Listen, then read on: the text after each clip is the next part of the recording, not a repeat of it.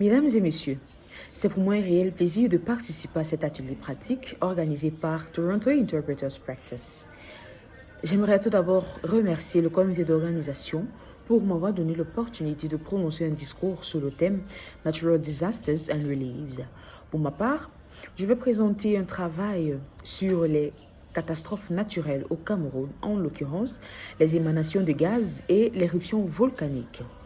Mesdames et messieurs, sans plus tarder, en ce qui concerne les émanations de gaz des lacs, le 29 août 2022, un changement soudain de la couleur et de l'odeur du lac Cook dans le nord-ouest du Cameroun a suscité l'anxiété et la panique chez les riverains. Ces craintes sont alimentées par un incident survenu il y a 36 ans au lac Nyos, à seulement 10 km du lac Cook. Le 21 août 1986, le lac Nyos a émis des gaz mortels qui ont asphyxié environ 1500 personnes et environ 8000 têtes de bétail. Ce n'était pas le premier incident de ce genre, car 2 ans plus tôt, le lac Monoum, à environ 100 km au sud-ouest du lac Nyos, avait tué 37 personnes. D'après les recherches entreprises pour connaître la cause de la catastrophe du lac Nyos, le gaz carbonique libéré par un manteau terrestre s'était accumulé au fond du lac pendant des siècles. Une perturbation soudaine des eaux du lac due à un glissement de terrain a entraîné une libération soudaine d'environ 1,24 million de tonnes de gaz carbonique. Les survivants avaient brièvement entendu un grondement provenant du lac Nyos avant qu'un nuage de gaz invisible n'émerge des profondeurs, tuant sur son passage dans la vallée des personnes, des animaux, des insectes et des oiseaux, avant de se disperser dans l'atmosphère où il est devenu inoffensif. Le lac Nyos et Cook sont tous deux des lacs de cratères situés dans une région d'activité volcanique connue sur la ligne volcanique du Cameroun. Et il existe 43 autres lacs de cratères dans la région qui pourraient contenir des quantités mortelles de gaz. Parmi les autres lacs dans le monde représentant une menace similaire, citons le lac Kivu à la frontière du Rwanda et de la République démocratique du Congo, le lac Ngozi en Tanzanie et le lac Monticchio en Italie. Après l'éruption volcanique du lac Nyos, son nom avait pris une couleur rouge foncé et les survivants avaient signalé une odeur d'œuf pourri. Ce sont les mêmes caractéristiques qui ont été récemment constatées au lac Cook. Le changement de couleur du lac Nyos n'avait été remarqué qu'après l'explosion du gaz. Selon un communiqué de presse, les fortes pluies ont un lien avec l'odeur et le changement de couleur du lac Cook. Les dizaines de milliers de personnes vivant autour du lac ont été invitées à rester calmes, mais vigilantes, et à informer en permanence l'administration de tout autre incident constaté. Des géologues et experts en gestion des catastrophes pensent que les efforts fournis pour régler et gérer les dangers des lacs de cratères dans la région sont insuffisants. Grâce à leur expérience et recherche, ils ont identifié plusieurs mesures clés que des décideurs politiques camerounais pourraient prendre pour éviter qu'une autre tragédie ne se produise. Pour commencer, il importe de savoir quels sont les lacs qui risquent d'exploser.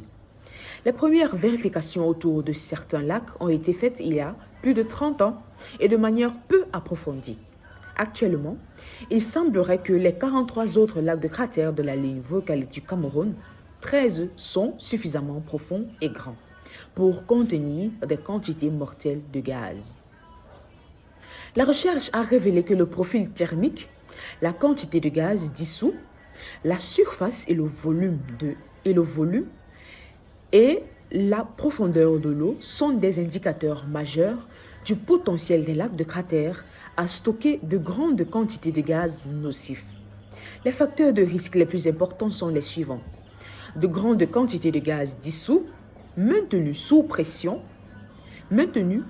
haute pression, et à de grandes profondeurs dans des lacs contenant des volumes d'eau considérables. Le risque d'explosion est encore plus grand lorsque les lacs se situent dans des cratères vastes ou imposants où il y a des perturbations. Les deux lacs qui ont causé des morts, c'est-à-dire Nyos et Mounoum, sont profonds et ont des profils thermiques qui augmentent au fur et à mesure que l'on descend en profondeur. D'autres lacs sont peu profonds et présentent des profils thermiques uniformes, ce qui indique qu'ils ne contiennent pas de grandes quantités de gaz. Mener des investigations sur tous les lacs de cratères du Cameroun serait un défi logistique parce que cela nécessiterait un financement important, une équipe scientifique diversifiée, des ressources techniques et des moyens de transport pour atteindre les lacs. Comme la plupart des lacs de cratères se trouvent dans des régions reculées, avec un piètre réseau de communication, cela prendrait quelques années pour achever un tel travail. Mesdames et messieurs, étant donné que le Cameroun compte de nombreux lacs de cratères potentiellement dangereux, il est inacceptable que, 36 ans après la catastrophe du lac Nyos, peu de choses aient été tentées pour atténuer les risques que font courir d'autres lacs dangereux chargés de gaz. Mesdames et messieurs, une fois de plus, il est très clair que le gouvernement camerounais ne déploie pas assez d'efforts pour juguler les risques liés aux émanations de gaz des lacs. Sans plus tarder, nous allons passer aux éruptions volcaniques au Cameroun, en l'occurrence l'éruption volcanique du mont Cameroun. Plusieurs recherches ont démontré que l'éruption a débuté par des émissions de vapeur et de cendres le long d'une fissure. Puis ont suivi 3 coulées de lave scoriacées de type AA. La première coulée était fissurale, diverticulée, anastomosée et pluriboulée.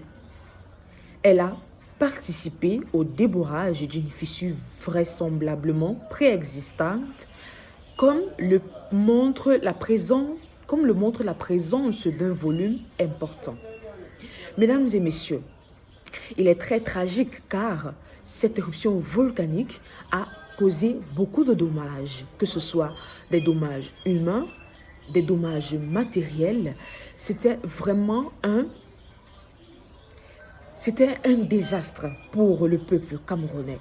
Et malheureusement, le gouvernement camerounais jusqu'ici n'a pas encore un mécanisme mis sur pied pour gérer ou alors pour contrôler ces organes vivants ou alors endormants.